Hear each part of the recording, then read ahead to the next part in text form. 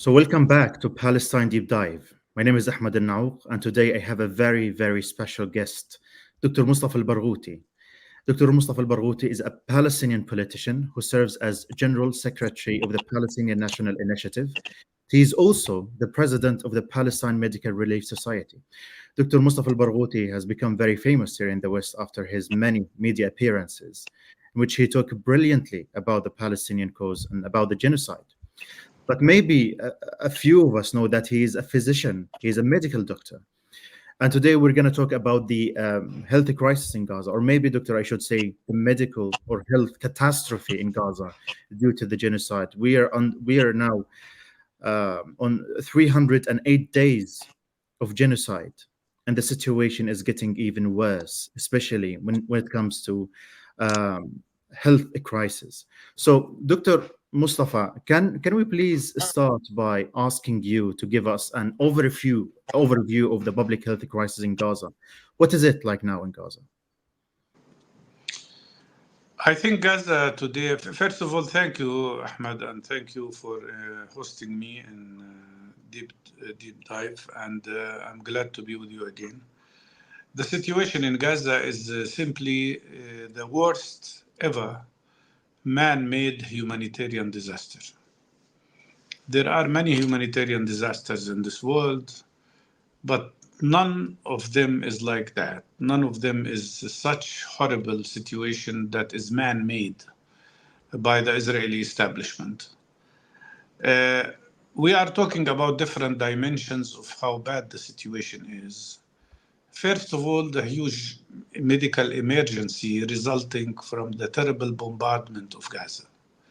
We are talking practically today about at least 50,000 Palestinians killed, 72% of whom are children and women, and more than 92,000 injured people, many of whom will simply die because there is no medical treatment for them. In addition to that, you have very serious results of this impairment that has happened because of Israeli bombardment. The huge number of people who are going to live with disability, including at least 1,200, maybe 1,300 children who lost their limbs for the rest of their lives. But many other people who are now handicapped because of the injuries. That's one side, but the other side is the destruction of people's homes and shelters. Israel has destroyed, in my opinion, no less than 90% of all homes and houses in Gaza. Even the schools that became shelters, temporary shelters for people who were displaced so many times, even those shelters were bombarded by Israel. I think 80% of all schools that are shelters have were bombarded one time or another. So there is destruction of the places where people should live and should stay. Add to that the destruction of infrastructure. We're talking about destruction of water pipelines, of electricity pipelines, electricity lines, networks, destruction of communication networks, and destruction of sewage systems. This is leading to a terrible environmental disaster. You have garbage everywhere that nobody can collect because most vehicles were destroyed. You have no place to take them to. More than 1.6 million people are now stuck in a very little strip at the sea side between Deir el-Balah and the north of Rafah, and total disaster. Many people live in tents that are plastic, where during daytime the temperature is around 50 degrees centigrade. Horrible conditions, and add to that the fact that Israel is depriving people not only from food and proper diet, they're depriving people from clean water, which has become one of the main sources of terrible hygienic situation and a cause of so many epidemics that are spreading now in Gaza. According to Medical Relief, we have at least 76,000 cases of hepatitis, infectious hepatitis, which is an epidemic now. We have cases of meningitis. We are very, very, very worried about the possibility of an outbreak of poliomyelitis among children. So, in my opinion, Israel is killing people with bombardment, with airstrikes, but also it is killing people with this barbaric biological warfare. Because it's a biological warfare, actually, what they are doing to the people of Gaza. One last point before we move to another question is the level of destruction. You have to remember that Israel has used up till now more than 80,000 tons of explosives. That is about 36 kilograms of explosives for every man, woman, and child in Gaza. And the 80,000 tons are equal to 4 times of the explosive power of each of the nuclear heads that were thrown on Hiroshima and Nagasaki during the Second World War. Terrible, terrible situation. And the outcome also, another environmental disaster, is that you have 40 million tons of destroyed buildings, of wreckage everywhere. 40 million tons. So, Yes, please. as you just said, Israel dropped all of these bombs in Gaza. And Gaza, for those people who don't know Gaza, is a very small strip of land. So it destroyed all of the infrastructure in Gaza, but even hospitals. And even from the beginning of the genocide, Israel made it very clear that the hospitals in Gaza are targeted. They consider hospitals as military targets. And then now we talk about more than 80,000 Palestinian injured, wounded. So tell me, how are these Palestinians being treated right now amidst all of this catastrophe? When we talk about the health infrastructure and the health facilities in Gaza, how can these Palestinians be treated? Well, first of all, let's say that Israel had two major targets besides civilians of Gaza during this terrible attack.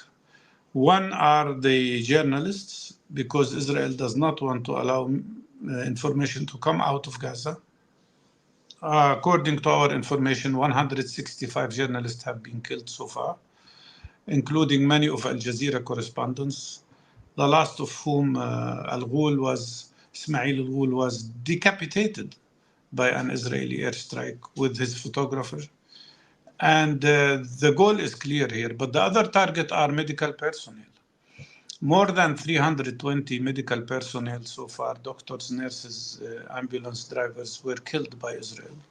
Some of them were tortured to death in Israeli jails, like the head of orthopedic department and the head of obstetric gynecology department in Shifa Hospital, who were arrested. They were young people and healthy, and they were tortured to death. And then Israel declared that they died. So, in addition to the 320 medical people who were killed, there are no less than 250 other health professionals who are arrested and are in Israeli jails at the moment, subjected to terrible conditions. What happens is that they are trying to deprive people even from access to any kind of medical care.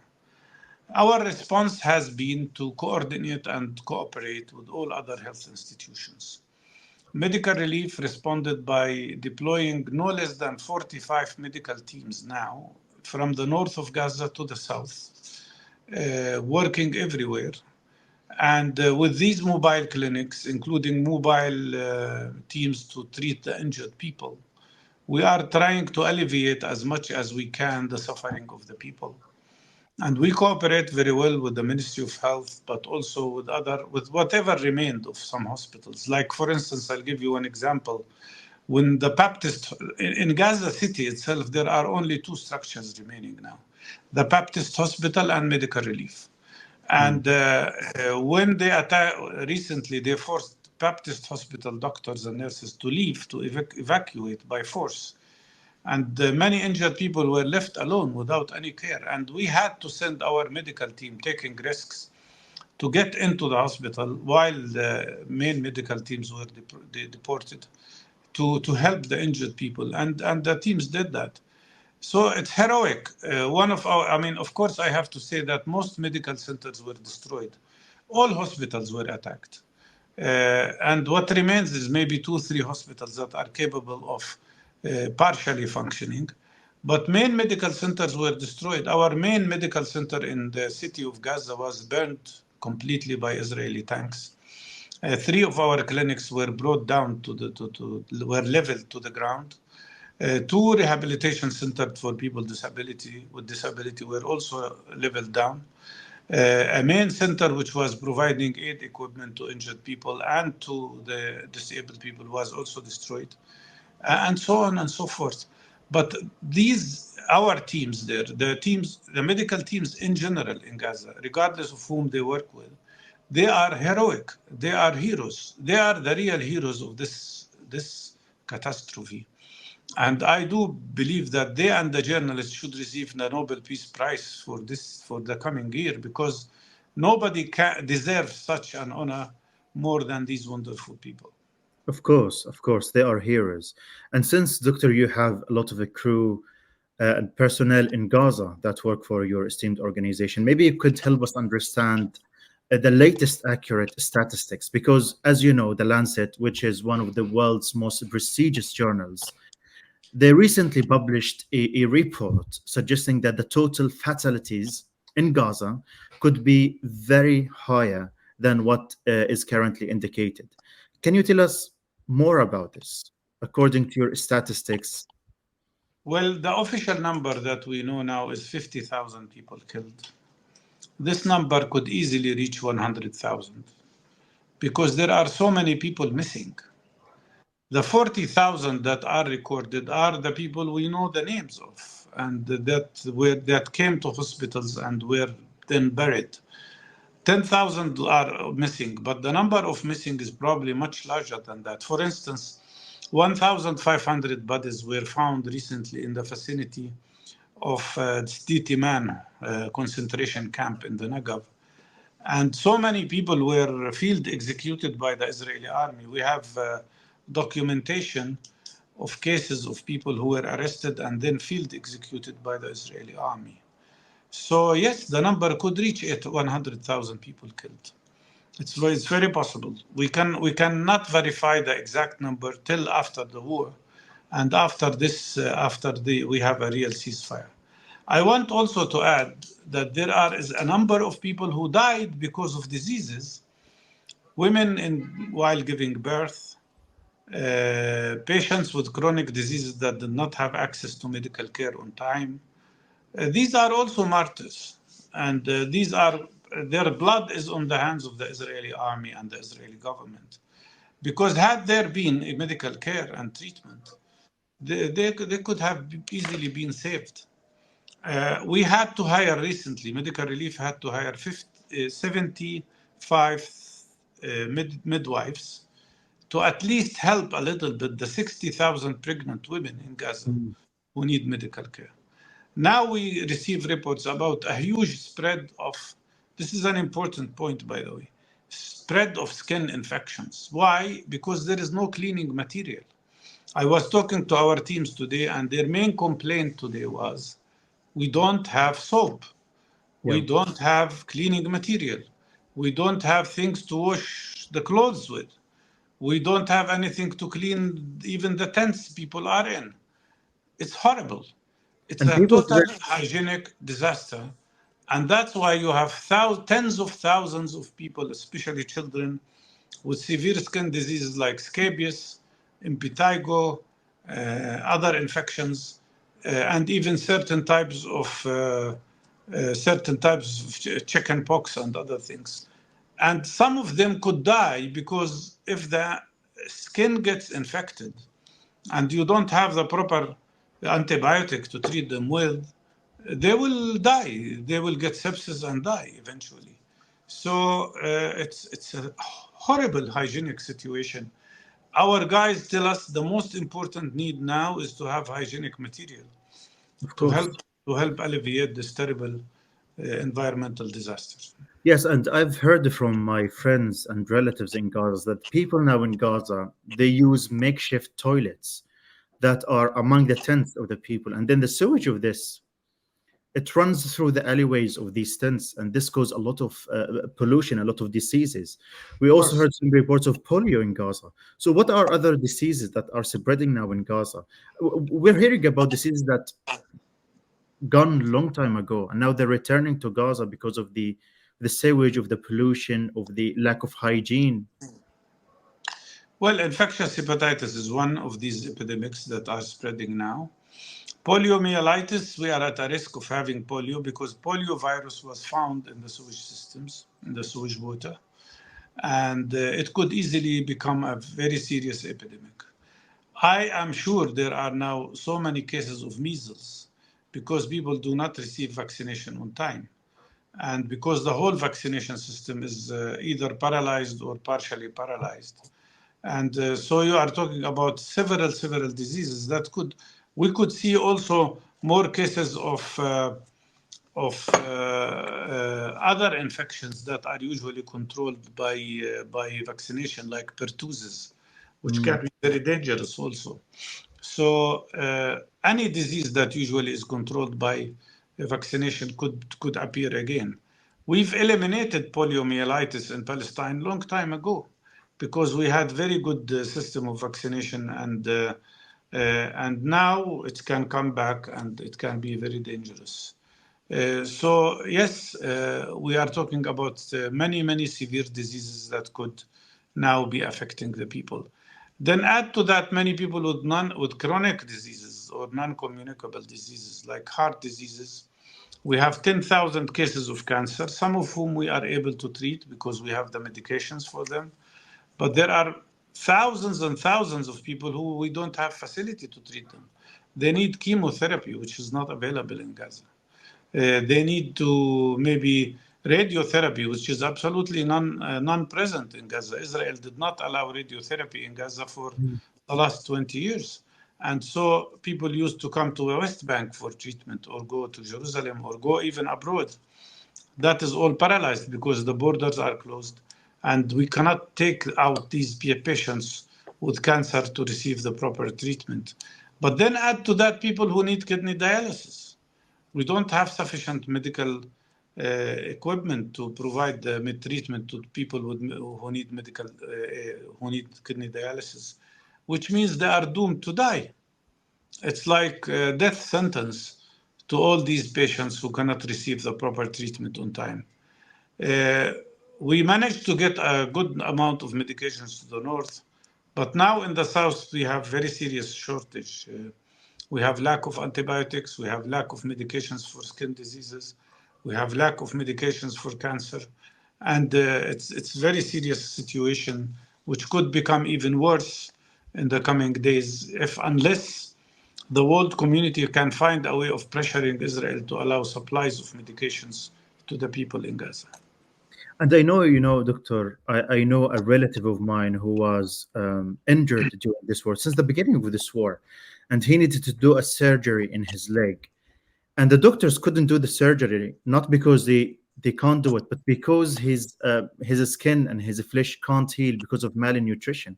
So malnutrition is also contributing to worsening these medical conditions of the Palestinians, and it's only getting worse. And by the way, we have spoken about the physical health of the Palestinians, but we haven't yet spoken about the mental health of the Palestinians. Nearly everyone I talk to, from my family, from my friends in Gaza, every single one of them needs mental health support. And even the doctors that I know, the psychiatrists in Gaza who I know, they tell me that they themselves need mental health, let alone the other Palestinians who are suffering starvation and bombardment and genocide. How can we heal these Palestinians, even if this war stops? Well, first of all, I think people are able to survive mainly because of this wonderful community support and collective community support. where the families are supporting themselves and each other, where people are supporting each other. These medical teams play a very crucial role in helping the people, and we hope we can get sufficient resources or donations to maintain them and keep them. They play a very important role. But you are right. We are talking about severe malnutrition that is affecting everybody. One of my colleagues, who's Dr. Bassam Zakout, who runs our medical operation in Gaza, tells me he lost 15 to 16 kilograms of his weight. And believe me, he wasn't that fat. I mean, he was really, he had normal weight. So you can imagine how this affects his immunity. And that's the doctor who's running the operation. So most people have lost weight, have lost immunity. And because of malnutrition, we don't know what will be the outcome of this. I know that in the case of Leningrad, during Second World War, which was put under siege for 300 days, 300 days, I think, or actually more. And after the war, they found out that 50% of all the population had hypertension. So the stress is going to have physical and mental effect on people. I think everybody in Gaza is now suffering from post-traumatic stress disorder.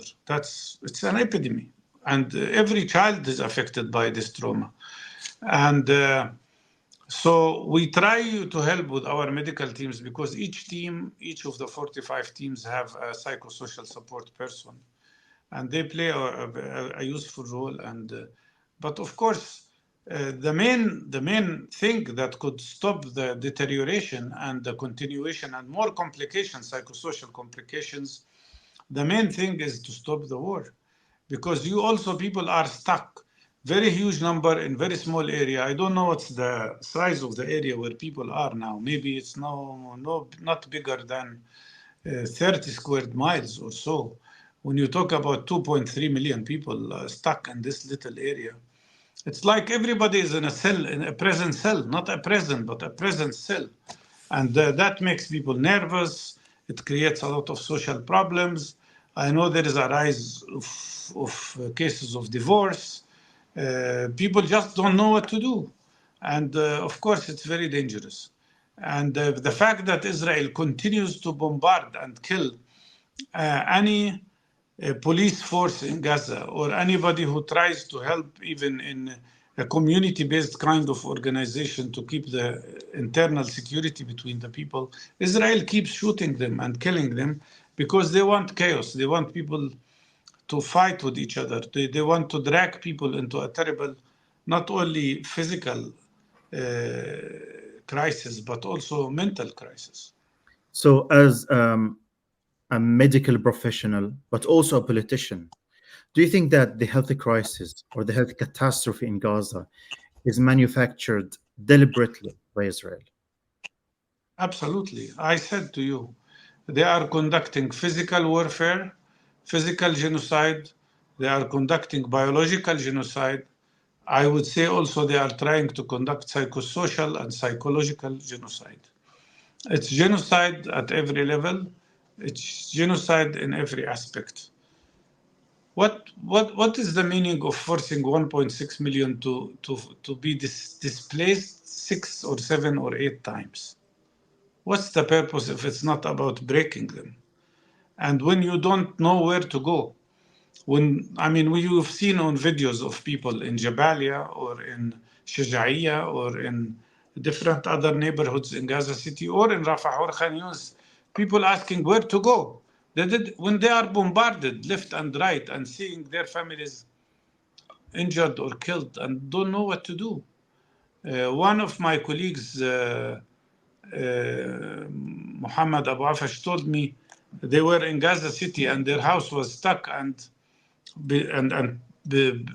besieged in the area, besieged by tanks, and they didn't know what to do because the army kept bombarding, and they lost a couple of children because of the bombardment, and some were injured as well. Many were injured, and they knew if they stay inside the house, they will be killed because the Israeli tanks continued to bombard. So what did he do? He waited for some tanks to move away and told the family, run away. There were 16 people. He told them, run away. If you see one of us, one of you shot and falls down, don't stop, just continue. And he ran the last behind his family. But you can imagine the feeling of a mother who's told, if your son falls down, don't stop. I mean, this is the worst kind of psychological torture that people can be subjected to by this Israeli bombardment. And one other scene that shocked me a lot, two other scenes actually that shocked me a lot, was a scene of a child who was 5 years old who lost both of his hands, asking his father, Father, when I grow up, will my hands grow again? And the father was in shock. He couldn't say anything. I mean, so many stories, so many similar stories about cases like that. A woman in Shifa hospital area, after the army left and destroyed the hospital, and there were so many people buried in these collective graves, and she was the woman was happy. She was happy because she found the body of her child, of her son. I mean, why she was happy? It's a horrible thing that she was happy, but she was happy because finally she found her son, even when he was dead, and she could bury him in some sort of dignity, with some sort of dignity. This is the kind of suffering that people have, and no justification can be there. I mean, and I blame not only the Israelis, I blame all these Western governments that keep teaching us and preaching us about human rights and international law and democracy. Where are they? Why we don't see a single sanction against Israel? Why they don't punish Israel? Why they keep talking about the Israeli people who were killed, although their number is much, much less than the Palestinians, but nevertheless, I don't want anybody to be killed. Why they keep talking about Israelis who were killed and they don't mention us? Why are they treating us in such a horrible amount of racism? Aren't we equal human beings? And where is this whole teaching about human rights and this propaganda about how much they value not only people's lives but animals' lives? We are not even treated as animals. It's horrible. And that's why I say what's happening in Gaza is the worst black spot on the face of humanity, because it sends a message to the world that we don't live by international law at all, and that what we don't have any sort of international order. It's chaos, and this will affect everybody eventually. The fact that Israel is allowed to continue the genocide, the collective punishment, the three war crimes in parallel, without punishing them, the level of double standard is just beyond description. Doctor, I think the international community, the West, is complicit in these war crimes against the Palestinian people. Because as you just mentioned, they did not put any sanction on Israel. And the only explanation I see in my mind is that they're happy with the scenes of us being killed and murdered. Otherwise, they would have done something. But at the same time, ICJ ruled out recently that the Israeli occupation in Gaza is illegal. But even under occupation, there are obligations for those occupying powers towards people under occupation.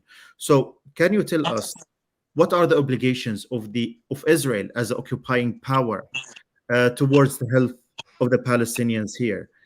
And are there any other obligations for the international community towards the Palestinian community as well? Well, first of all, we cannot put everybody in the same basket. I mean, Western governments, there are differences between one and another, that's for sure.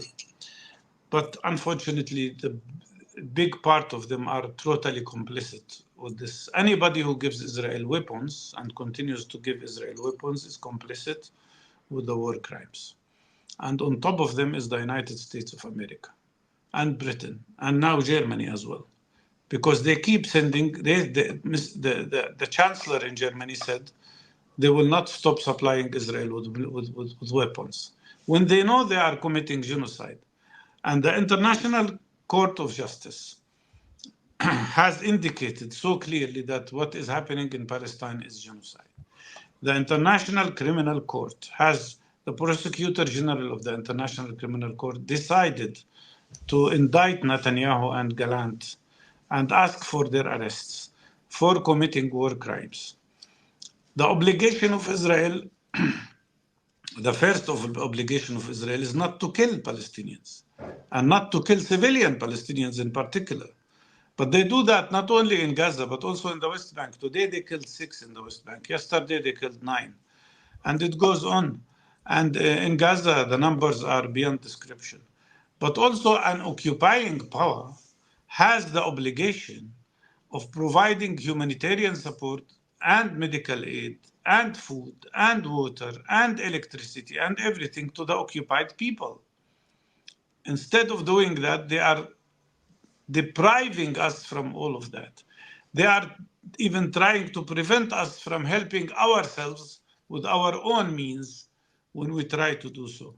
So Israel is in violation of all UN resolutions and all UN laws and all the whole international human rights conventions.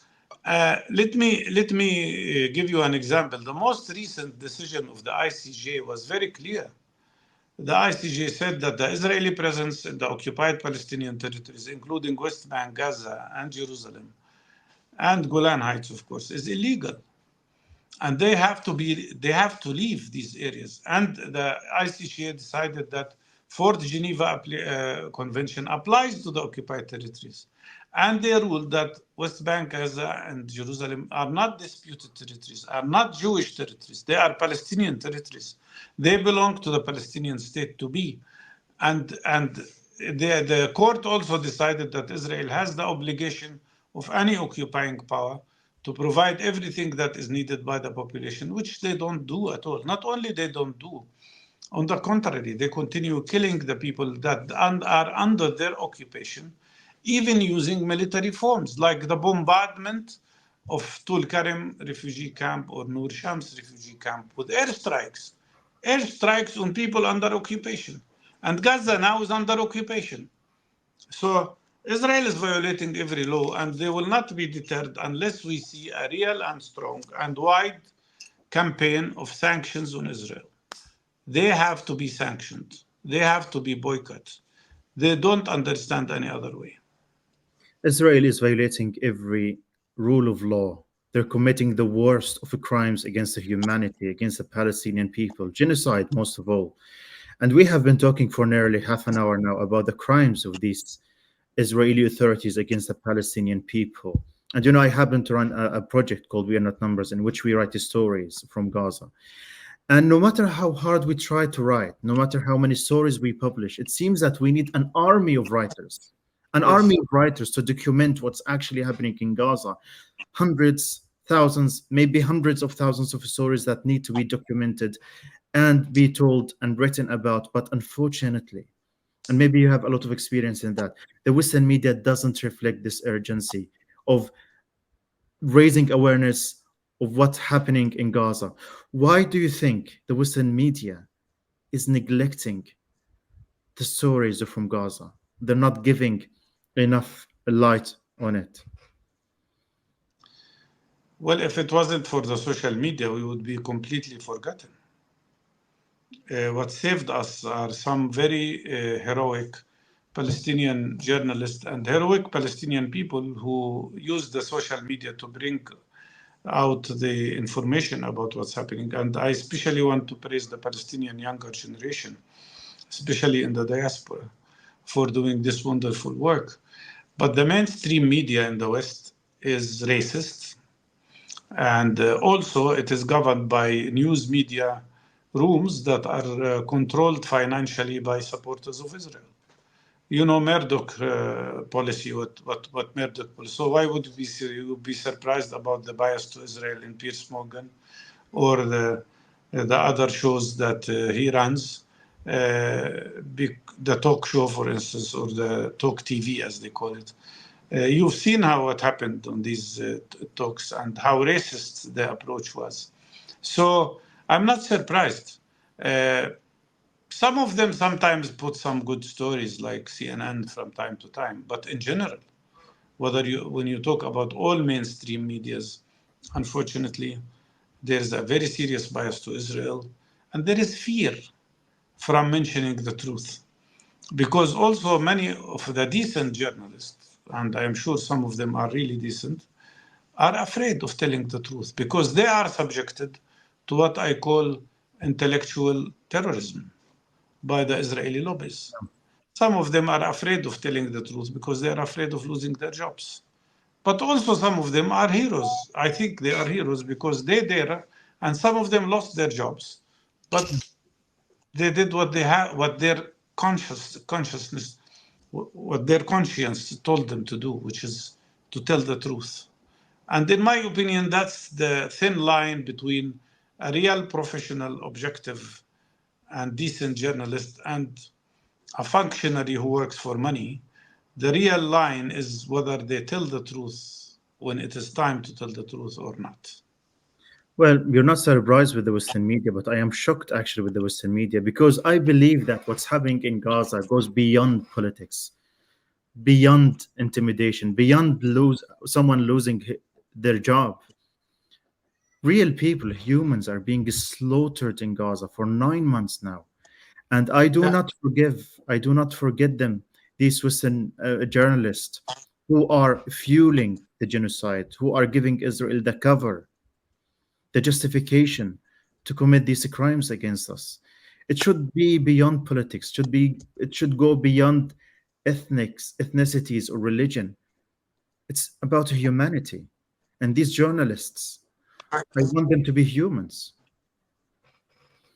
But anyway, thank you very, very much, Dr. Mustafa. It's been a pleasure speaking Thank to you, you. Ahmad. And I hope that your families are fine in Gaza. And I, Israel killed my I know, family.